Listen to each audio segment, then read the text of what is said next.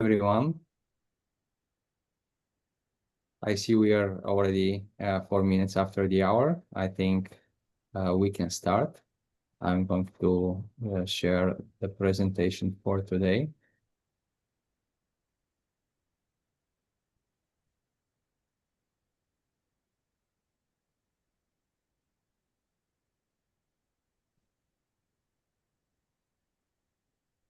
Are you able to see my screen? Yes. Yeah, perfect. Okay, so let's start with the topic for today. So today we'll be talking about the emergency preparedness for each one of us. What do we need to do to prepare, and specifically how we can build a plan? Because without the plan, we won't be able to do almost anything. The plan helps us to think about the different situations that we are in and how we can prepare. But before we do that, I want to introduce the panel. First, about myself. I have been working with the Western Washington Disaster Preparedness Group for almost 8 years, and we were organizing different events, in person, also online events, to help the broader community to prepare. I'm also a certified. This cert is a training that teaches people how to prepare themselves in different situations, and specifically how to build a community of people that can protect or prepare different city or different area in case of emergency preparedness. And in addition to that, I'm a block watch captain here in Queen Anne, and I'm a ham radio operator. Caroline, would you mind introducing yourself? Sure. I'm also a block watch. I'm a co-captain. I've lived on Seattle about 40 years, and I attended in the past the emergency preparedness seminar that the city of Seattle offers. And I participated in the emergency preparedness fair that was at the Queen Anne Community Center a couple of years ago. Thank you. Bill? Yeah. Excuse me. Yeah, I'm the former captain of the Queen Anne Emergency Hub. Hub is sort of a location that's set up to share information in the case of a major emergency. And the Queen Anne Emergency Hub is right beside the Queen Anne Community Center. I was the captain. I have since moved to Magnolia, where I'm working with the Magnolia Emergency Hub, Magnolia Village Emergency Hub. But I'm still here active, trying to help out the Queen Anne Community Council and its disaster preparedness. So I'm the co-captain over here in Magnolia. I'm a ham radio operator, and I work with the Auxiliary Communication Services, which is part of the Office of Emergency Management down in the Emergency Operations Center in Seattle. So as a ham operator, I can help communicate with other hams in the city and with the Emergency Operations Center in the case of an emergency. And I'm also certified. I went through that certification way back like in 2004. So I've had that basic training behind that. That's it.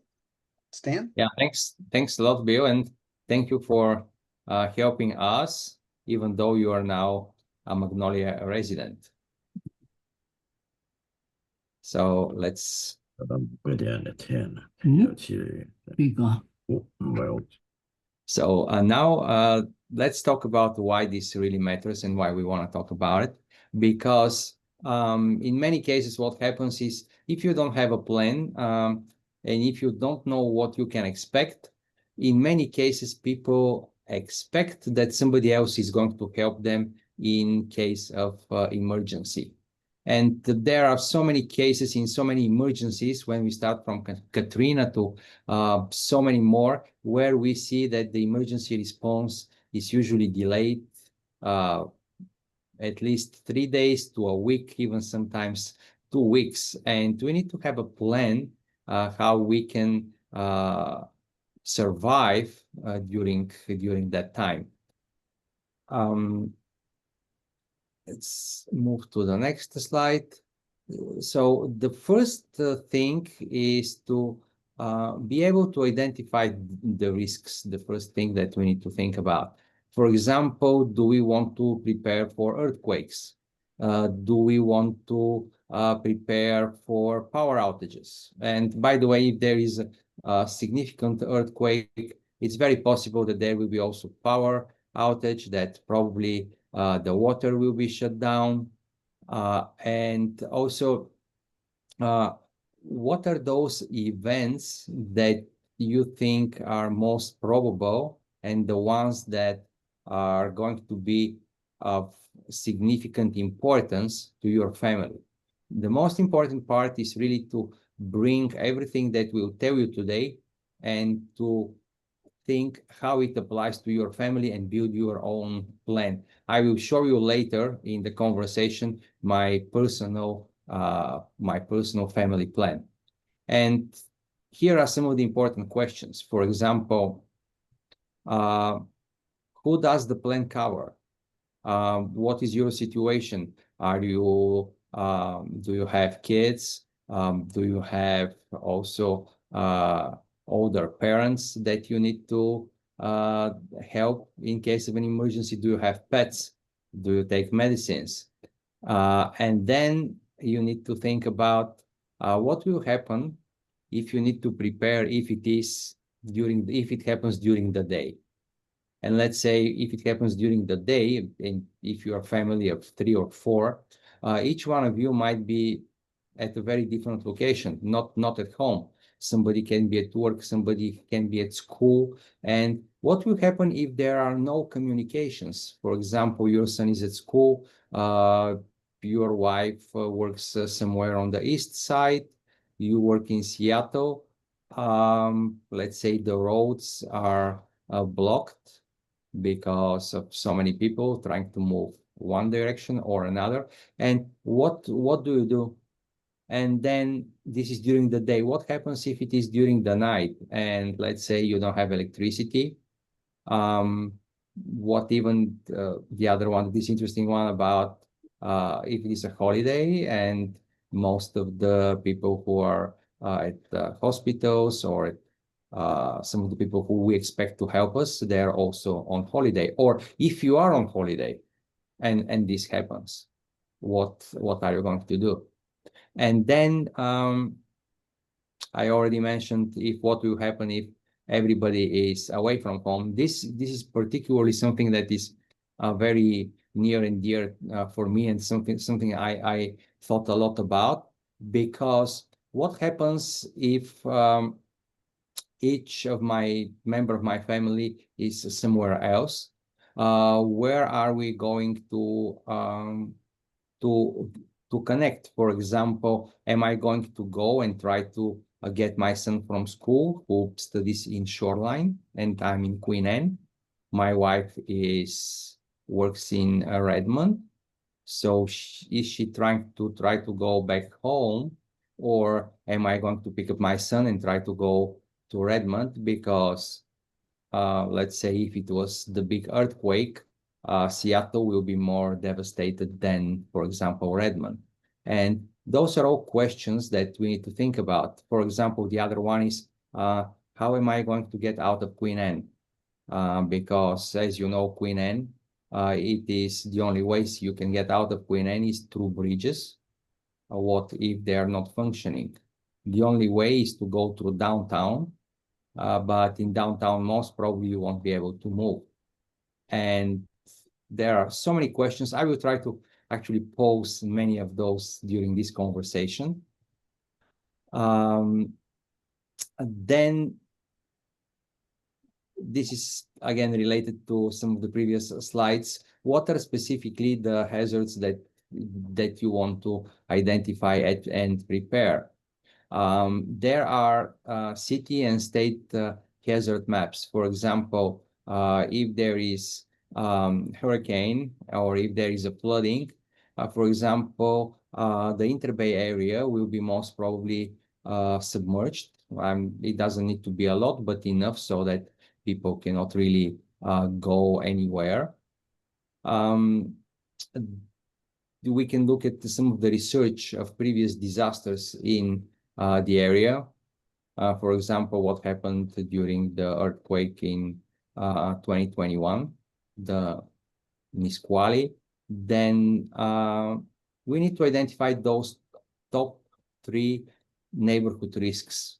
In our case, we don't have plants. We don't have industries that we expect that they might pose some biological hazard to the area.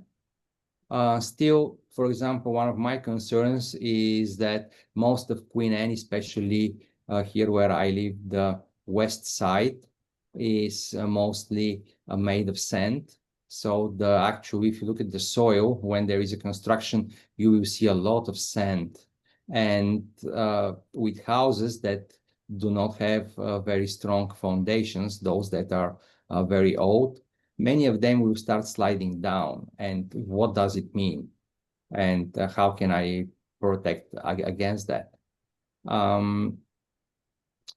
It's very helpful to sign up for the local emergency alerts.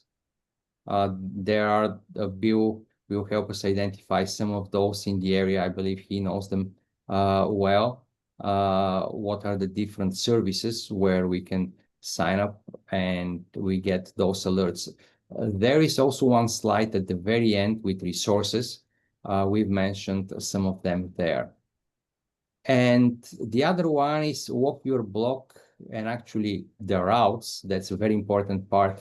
If you think you will need to go and get somebody, a member of your family from school, from kindergarten, from work or somewhere, walk the route where you think you will go and see what are those infrastructure vulnerabilities. For example, one of them are all of those poles, the poles for electricity.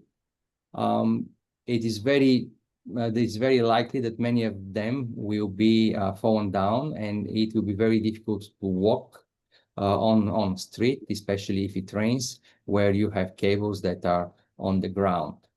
The other one I already mentioned is bridges. See if there is a way that you can go from your place to the other place where you want to go without using any bridges. And you can identify different such vulnerabilities. And when we think about the disasters, many of us, they think that there needs to be something major, something big that happens in order to prepare. And some of them, they think that it happens very rarely, so we don't really need to do anything. This is a picture of Queen Anne Avenue North last week, and I will actually start the video. Hopefully you will see the whole block did not have electricity for n number of hours. I don't know how many. This is about 9 p.m. And you will see this is CVS, the Bartels, and I'm standing probably where Trader Joe is, a little bit further from Trader Joe's where there is this pet shop. And look at the video. Let's see if I will be able to start it. So there is no electricity. This is the burger place. This is Menchie's, no electricity. And nobody has electricity up to and even further from McGraw Street.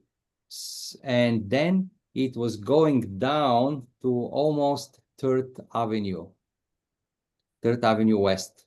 So this is a pretty good chunk of people who did not have electricity in the evening. And you can think about yourself and ask this question: what will happen if I don't have electricity for the whole night? Or let's say if it stopped at 6 p.m. before I had the chance to have dinner or take a shower, and then I don't have it till the morning. Is it going to, what kind of inconvenience is this going to be for me? Is it going to be a small or a big one? And then you can start asking all of those questions.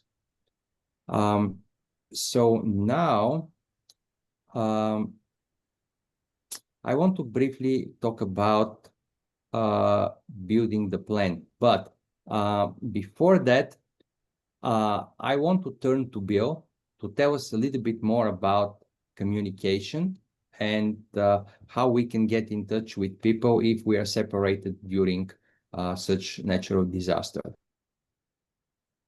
Bill? Thank you, Stan. What's really important, especially in the case of whether it's as simply as a power outage or it's a major earthquake, is that as Stan has talked about his family being in all different parts of the city, you and your family or your friends or your associates, whatever, could be in different places. And the first thing they will do is they will worry. They will want to know, hear from you, what is your situation? What is your status? And so when it comes to building a plan, in advance, you set up sort of a local place to connect, an emergency contact place.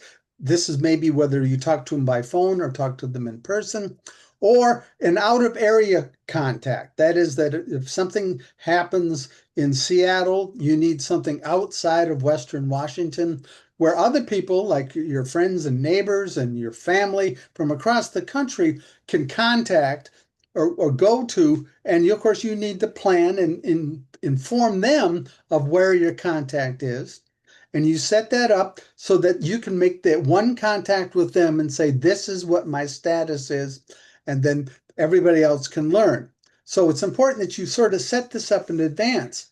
And of course, once you do that, you need to sort of put this all in writing. Don't just put it on your phone, because your phone may run dead, it may not work.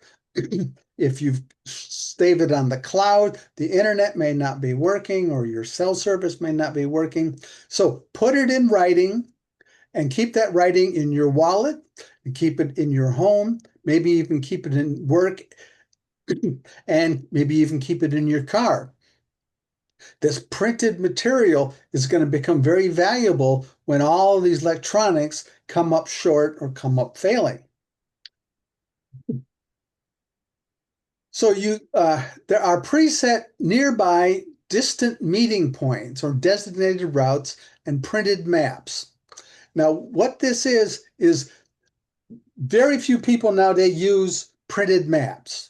You know, the old gas station printed map, or you bought it at the grocery store or whatever, they're not around as much anymore. And this is what you need to do. You need to find those maps, either buy them online and get them available so that you can then look at the thing visually in person and decide what you're going to do. We'll get to a minute between leaving or staying. And this way you can plan your designated routes, decide, well, this has the easiest way, or this is the most risky way, and everything else. Now, when we get to the technology, the electronics, of course, there's SMS. That stands for Short Message Service. Most of us know it as text messaging or TM, text messaging.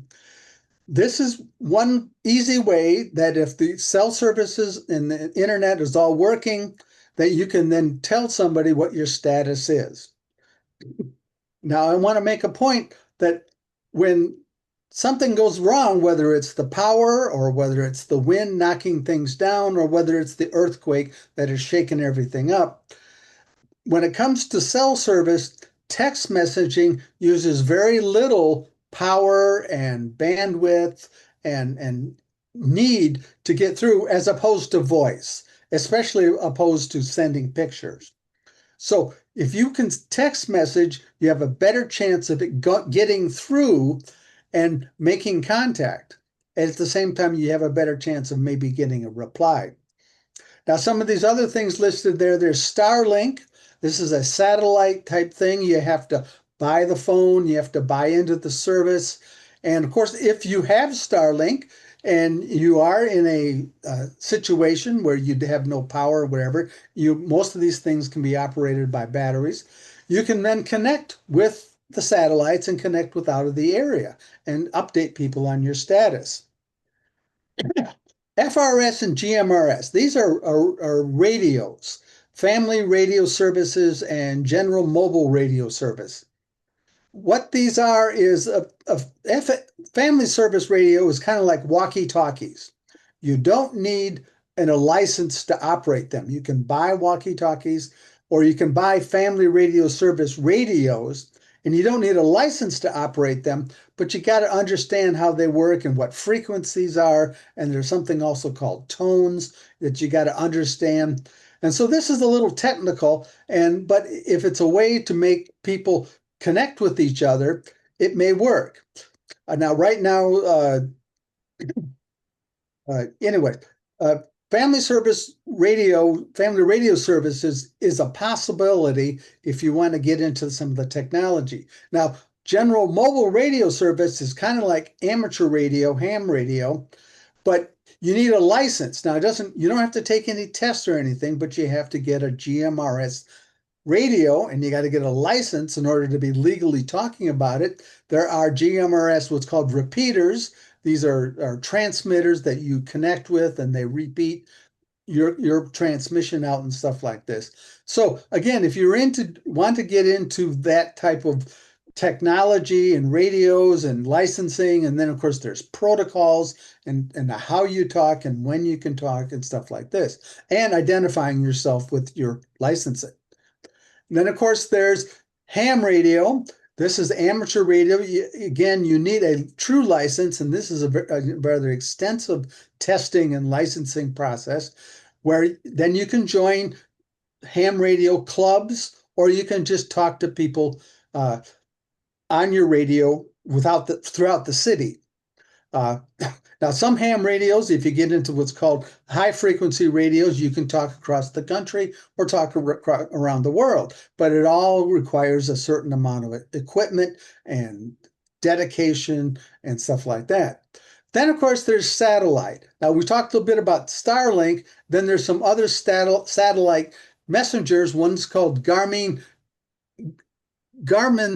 InReach, which is, again, for $300 or $350, you can buy one of their phones, so to speak, and it connects with their satellites. I think some of them are involved with Starlink as well. And then you can make communication outside your area. Now, of course, you got to buy the phone, then you got to buy the service to be part of it and everything else. So it all adds up. But these are other alternative ways to communicate out of your area or even just across the city, if you want to get involved with the time and the money and the commitment. So that's about it for communication. Now, there's one thing also about when it comes to communication, it's the hubs. Now, Seattle Emergency Hubs, and in case of Queen Anne, it's the Queen Anne Emergency Hub, which would set up by the volunteers next to the community center, not in the community center. And this is the place where you could go to that community center hub and share information. You can get more information. Now, there's other ways of getting information, and I'll talk about those in a minute. But the hub is a volunteer group of people prepared to set up these canopies and these boards. And at the same time, they may even have ham radio operators able to get information out of the city and stuff like this to share, as well as neighbors helping neighbors, sharing information and stuff like that. So let's not forget the hubs. So the next slide is. Bill, before we go to the next slide, I want to add that T-Mobile is partnering with Starlink, and they're experimenting to be able to have the Starlink satellite connection on iPhones. And the only requirement is that you need to have iPhone 14 or a newer one, and then you'll be able to use Starlink. I'm not sure if probably you will need to pay something more, but the good part is that you won't need to have a different device and you can still use Starlink. we'll see this in the next 2 or 3 months. They will officially announce it.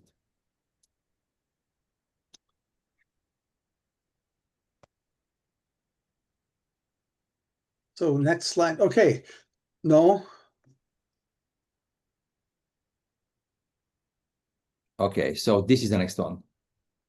Evacuation and shelter. So in the case of a major emergency, there's always that question. Do I need to leave the area or do I have to stay for one reason or another in my place? To think about evacuation when it comes to building a plan is you need to think about having as many exits as possible.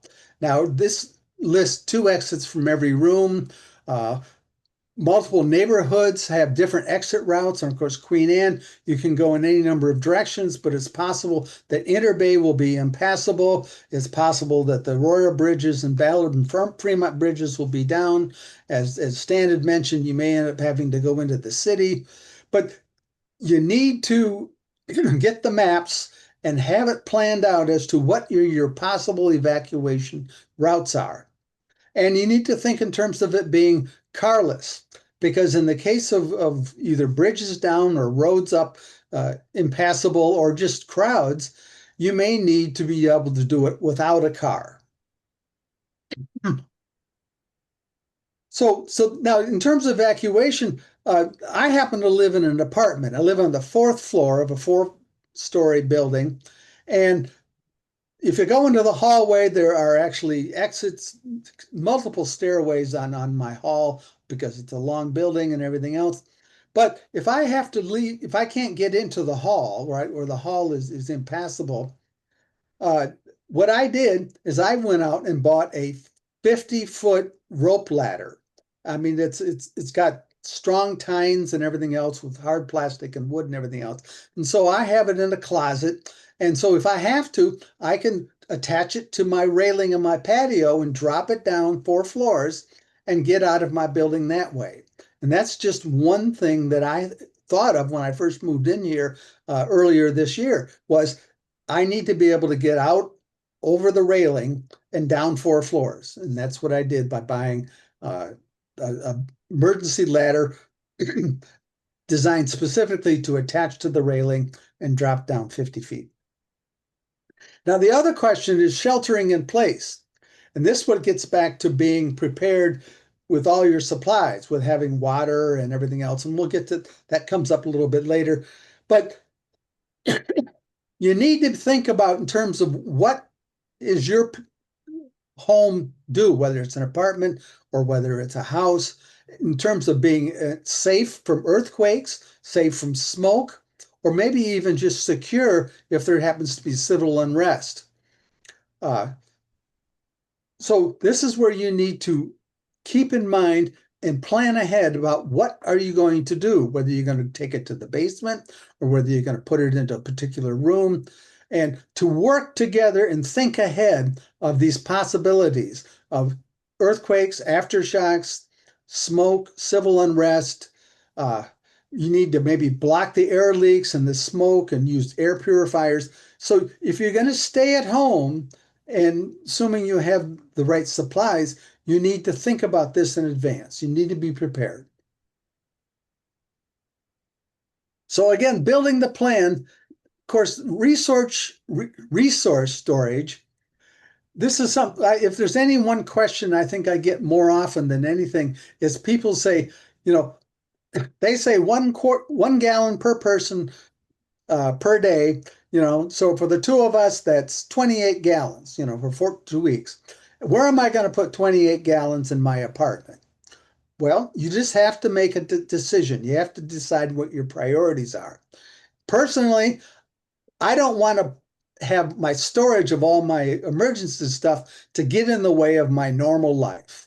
I mean, I got things in different closets and different storerooms and stuff like that. But you just have to decide what is going to be your priority in order to be comfortable with your life, as well as comfortable with having enough supply in the case of a major emergency. And of course, there's the list, 7-day supply here. I've heard 14 days. I've heard 3 days. depending on what you can handle and what you can do. Food is, of course, be non-perishable with no cook options. If electricity goes down, you need to be sure and have your flashlights and power banks. And then there are some pretty inexpensive solar charges where you can actually set things up, especially if you're just charging your phone or charging some small item, or even just running your computer. The solar chargers are small sets are not that expensive. Then, of course, there's heating and cooling. This is where you may think in terms of blankets and fans and all the right layers of clothing and everything else. Then there's cooking. There's outdoor use stoves and there's manuals, tools, and stuff like this. These are all the things you need to sort of plan and think about in advance. And then, of course, there's natural gas. And of course, I live in an apartment, so I'm not that concerned about where I don't have gas in my apartment. But in your home, you need to be sure and know how to turn off your gas line. Water is a different issue. Sometimes you turn it off right away because it may be coming in contaminated. Otherwise, you leave it on to get as much as you can out of it. But gas, you pretty much shut it off as soon as possible just to be safe, especially if your house has been shook up quite a bit. There could be broken lines and everything else. So the shortage strategy is a personal thing, and you have to decide what's important to me in my daily life and my existence between now and this horrible disaster, because you'd never know. It could be weeks or years, or centuries. So just decide for yourself, what do you think is important with my storage strategy? Thanks, Bill. The question that I get a lot is, if I start storing all this food, at some point it will get bad or it will get stale, and then I have to throw it, and it's not going to, it will just cost me money. And that's why there is one strategy that I have adopted, and I think it works pretty well for me. I stock only the things that I eat, and I keep them for a certain amount of time. Then I include them into my meals, into what I eat, and I buy then new ones. So what happens is one cycle where I eat what I'm storing, and I'm trying to store things that are of good quality so that I can eat it. And then when I see that it goes towards the expiration date, close to the expiration date, I start consuming those. For that reason, what I do is, for all of the things that I store, I put an expiration date. So I have one spreadsheet with all of the things that I have in storage and when is the expiration date, and I sorted them by the closest expiration date, and that's how I see which ones I need to consume first. So that's my own way of doing this. Let me switch to the next slide. I believe this is Caroline. Yes. So assuming you've got the plan, you really need to practice the plan. And one of the things to do is keep in mind practice in a variety of ways. So for example, if you have some children, you probably don't want to wake them up at 3 in the morning to have the practice, but this time of year is perfect because after 4:30 it's dark. So you could say, we're going to have a practice at 7 o'clock tonight. It's pitch black. We're going to say there's no power. You don't get to turn on the lights. We're going to pretend it's 3 in the morning. And what is it everybody does? So right away you'll realize, everybody needs to have their own flashlight to maneuver around and to be able to find their to-go bag and do those things. Particularly with kids, the more you can practice, the more it becomes sort of rote to them, and it won't be scary and unusual, and they'll be able to cope with it much better. You shouldn't just practice, though, that everybody is home and everybody is together. because that's not necessarily what's going to happen. So you should have a practice where one adult is gone, one adult is home, or maybe up 3 blocks at the store, and maybe you've got a child or two in the house because they're old enough to stay for a time by themselves. What's the plan then? What happens? Or both adults are away and off at work and not easily reachable. Is there a neighbor very close by that could take the child or children in for a short time, or even take an elderly person in for a short time until it's clear where the family is and what's happening? And it's all the more reason you want to have for each child, usually if you're school age, you got a backpack. That plan should be in printed form and in that backpack. And then you need to talk to the neighbor or whoever is going to be the person to keep an eye on them. If you have a nanny or somebody who regular babysits, bring them in for a practice and make sure they know where should they go, who's the person maybe out of state or that you contact who can get word through all of you that everybody's okay and where they are and so forth. Make sure you can find your to-go bag in the pitch dark and you don't have to route through your closet and dig it out somewhere. And the more you can do this, the better it's going to work for everybody.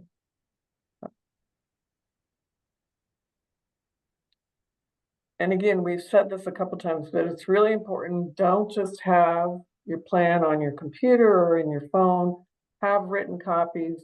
Everybody should have a copy in something that you have in your purse, your wallet, the kids in their backpacks, maybe an extra 1 or 2 in the closet somewhere. Maybe you want to give one to the next door neighbor so they know if they're trying to help with things. And just make sure that's really easily accessible and go back to it every so often, make sure it still makes sense and you don't need to change things around. Have all the things you need in that to-go bag, which are the chargers, some change of clothing, food, water, etc. Obviously, to carry out a fair amount of water or food, you probably can't physically carry all that. So you may want to have something, you could borrow your kid's wagon. You could have one of those shopping, not the shopping cart at Trader Joe's, but if you see people who often walk to the grocery and walk back, they may have a rolling cart where they load things on, and you're more likely to be able to get things on there with that. So share it, have it writing, have the kids read it, have your spouse, whoever is in your household, go through it and understand it. Okay. Thank you. And then again, who's in your plan? Where all could you possibly be? Cover both everybody's at home, nobody's at home, 1 or 2 people are at home, the whole variety of things that can happen.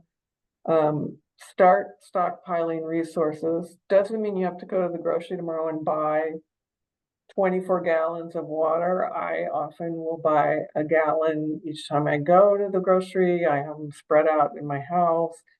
You may want to have 1 or 2 in your car, and then practice and make sure it works.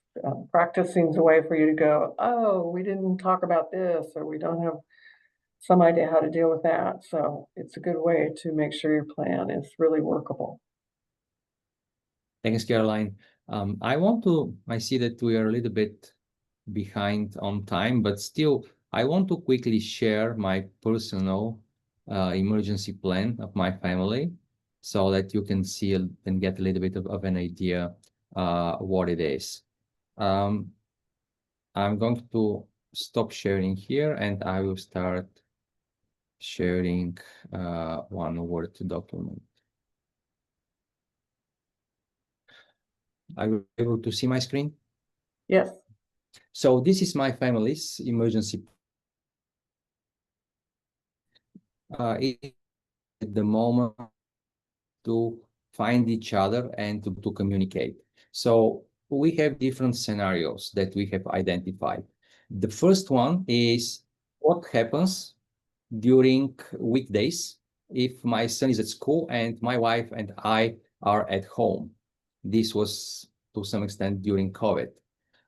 And option one, we have small earthquake and the cell phones are working. So in this case, we try to reach out and we find the information, how are the roads, and decide who is going to go and pick up our son. Is my wife from Redmond or me from Seattle? Then the other one is small earthquake. All of the roads are usable, no congestions, cell phones not working. So if we have this is very possible, then we have both me and my wife, we are ham radio operators. So in this case, what we do is go to our cars. Each one of us has a go-to backpack in our cars, and it contains also our ham radio. So we get the radio and we have different frequencies that we call at different times of the hour. So it's important that we choose different times of the hour. And I chose not to be the exact hour because probably many people are also doing that at the exact hour. So I picked up a little bit of a weird minutes so that we can get on some of the repeaters. And then here we are supposed to be writing the actual repeater frequencies, which we actually we already have those frequencies A, B, C, and D in our radios. So that's why we change them at each of the hours. So frequency 1A is at this minute, frequency B, so that we are at the same time at the same frequency. And then this is what I do. I bring food, clothes, and different things to our son. Then mid-sized earthquakes, roads are blocked, no damage on roads, cell phones not working, houses not damaged or lightly damaged. So in this case, the interesting part is that I cannot use a car, but I can walk on roads. That's the important part. And of course, we don't have cell phones working. In this case, again, we try to connect in a similar fashion, and I can still go and I do that. So here is the map where I will be walking. And one thing that I did is I picked up a route from here to Shoreline where my son works, where there are almost no electricity poles next to the streets, where there are small streets. And what I did is I actually walked from here on my feet to there to see if I'm going to encounter any obstacles on the way, like bridges that you cannot see or something like that. And then I changed the actual map. Then option 3, strong earthquake, roads bridges damaged, no cell phone, houses and infrastructure damaged. So this is the case where I won't be able to stay in my house. Roads and bridges are damaged, no cell phone. And then again, in this case, the important part is where do we go and where do we meet? There is no point to come in Seattle where there will be a lot less help than on the east side. And then we had to pick up locations where we can meet, and we also tie ribbons on different places to know that we already been to that location, because what we want to avoid is that we are kind of chasing each other on those meeting spots. And then the other thing is we have in our backpacks those notebooks which are waterproof. If I write something with a pencil, it's not going to be washed away, or the paper is not going to be damaged by the rain. So that's how I can leave a note and explain what is happening. Then those are the four rally points that we have. We have different friends, which we will go and check if their house is okay, and if we go and see them. And then we also explain this is the second scenario, which I didn't build that much. This is weekends and holidays, if Alex is not at school, if he's at home with us, which is a little bit easier one. And then I have an appendix with all of the phone numbers and the cosigns of around 20 people, some of them in Seattle, some of them out of Seattle, which are part of the plan. And if we need to, we can call them and leave a message with them. This plan, the copy of this plan stays in all of the backpacks. And that's how, in case of such emergency, we are not going to rely to remember everything. We can look here and follow the instructions. So that was my short demo of my plan. So I'm going to stop now, and I'm going to open for questions. I see the first person is Beth. Beth? Yeah, Stan, I just have a question. Maybe you covered it in your explanation, but how often do you review this and update it? Because, numbers change and stuff. So how often, what's your strategy in terms of updating it? So ideally, the plans need to be updated every 6 months, 6 to 9 months. To be honest with you, I was not able to follow this, and my plan hasn't been updated that often. But especially you need to update it if you feel that there is a substantial change in the area or something with you. For example, like Bill, if you move from a house to an apartment building, yes, you need to definitely update your plan. And then one final question, like Sure. what's your, and again, you may have covered it, but I'm just kind of thinking it all through, but like, what's your strategy in terms of keeping a copy of that plan outside of your residence, so that if your whole house falls down type thing? Because Well, so this plan, I don't have a good answer personally, so I can tell you what is good to do, but I haven't done it yet. So currently the plan sits in my go-to bag in my car, which is not ideal because if something happens with the house, and my car is usually parked under my house, which is not ideal because I might not be able to take it out.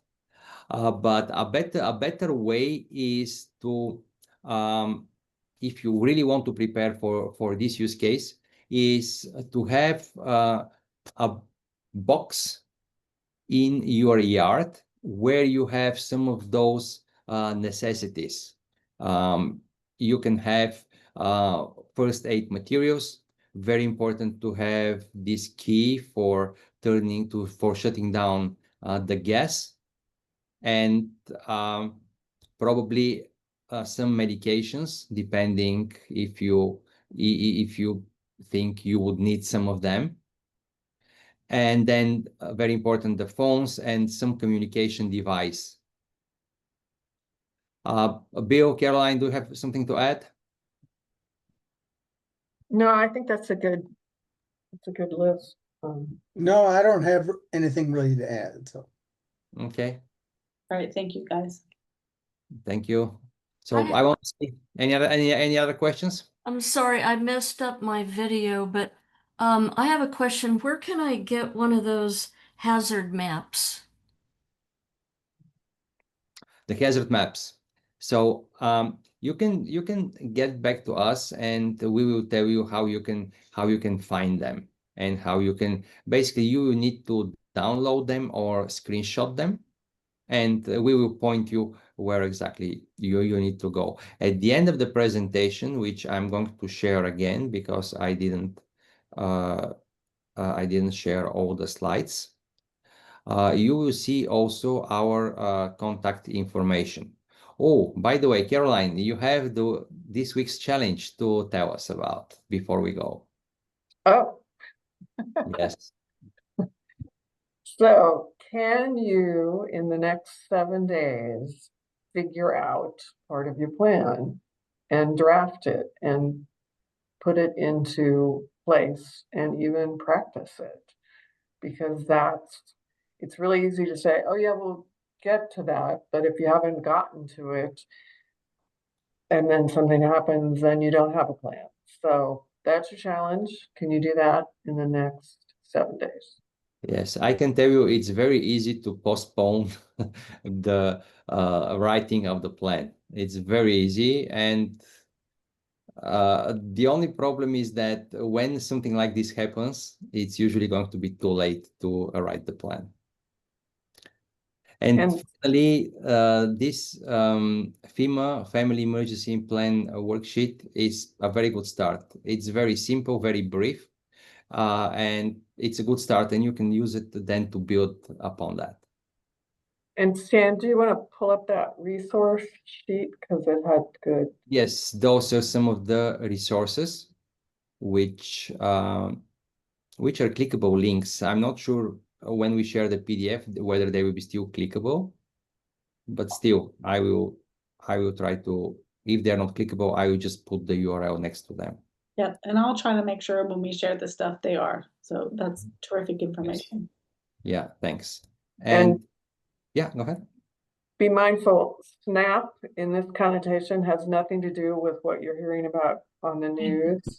That Yeah. the SNAP here is Seattle has created a neighborhood organizational plan, and they have a whole booklet. If you think, I don't know how to possibly organize my neighborhood, they take you through it step by step, and you can even get somebody from the city to come out and talk to your neighborhood. So it's a great resource. Yes, it is. And finally, here are our emails. You can contact us, and we'll try to help you with the hazardous map or with something else. Bill? Well, just one more thing, as far as resources, if you Google the Seattle Hazard Explorer, it's a nice little piece of software or whatever, where you can go in and actually filter through and find different types of hazards throughout the Seattle and Puget Sound area.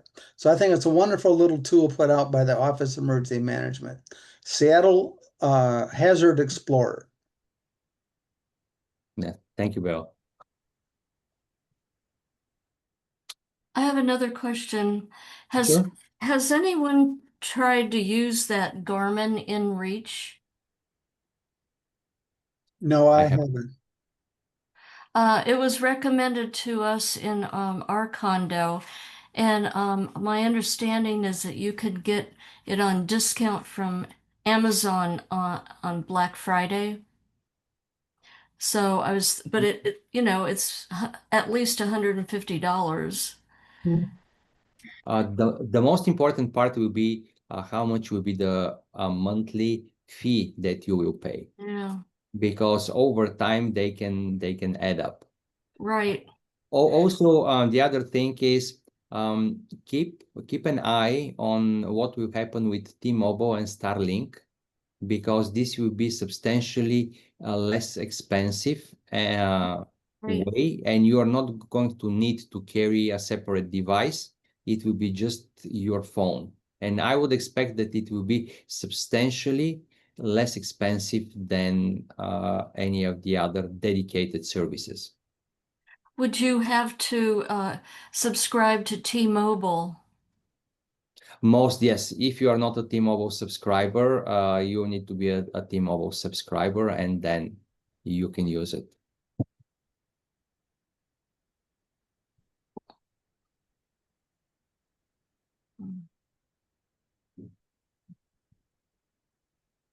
Okay, I see that we are very close to the end of the hour. So I want to thank everyone coming to the webinar. Also to thank Bill and Caroline. And we hope to see you on the next one, which will be the second Wednesday of December. Thanks a lot. Thank you very everyone, much. and have a good night. Thank you. Thank you. Take care, everybody.